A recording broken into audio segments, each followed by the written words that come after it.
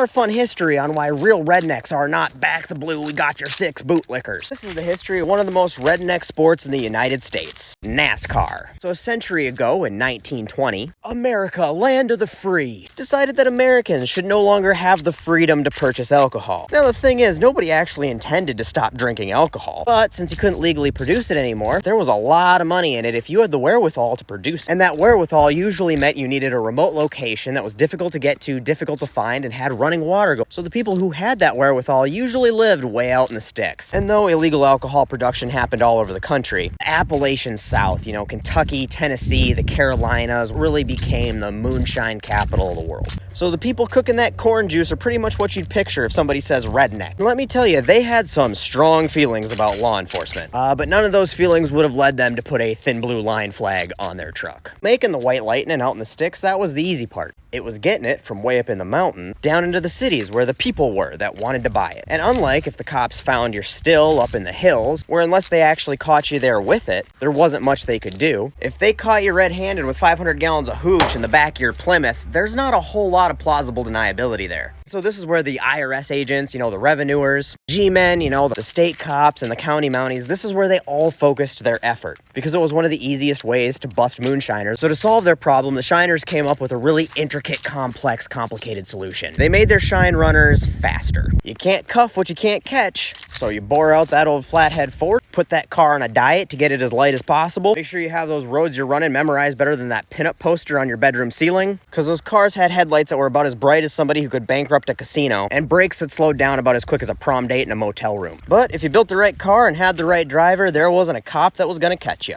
So when the 21st Amendment ended Prohibition, suddenly there was a bunch of souped up cars and no cops to chase them. So what's a good old boy to do? Hey, Cletus, what do you want, Billy? I bet you $2 my Buick's faster than that piece of shit Ford you driving. All right, just don't be pissed when I use them $2 to take your sister out next week. And just like that, racing these old shine runners became a popular pastime. By the mid-1920s, the large flat beach at Daytona had already become a popular race spot. By 1936, the first official stock car race was held there. 1947, the National Association of Stock Car Auto Racing was formed. And February 15th, 1948, the very first NASCAR race was held on Daytona Beach. Even though they now had a legitimate use for their cars and Prohibition had ended, many NASCAR legends like Junior Johnson continued illegally running moonshine well into the 60s, 70s, and even 80s. In fact, Junior Johnson was acquitted of a bootlegging charge 9 months before he went on to win the 1960 Daytona 500. And after all that, I think the ghost of Dale Earnhardt said it best when he said, "All you fucking bootlickers have forgotten your roots." You know why we started riding stock cars? Because we were running from the cops. Know why we were running from the cops? Because fuck them. Whoa! Raise hell, praise Dale.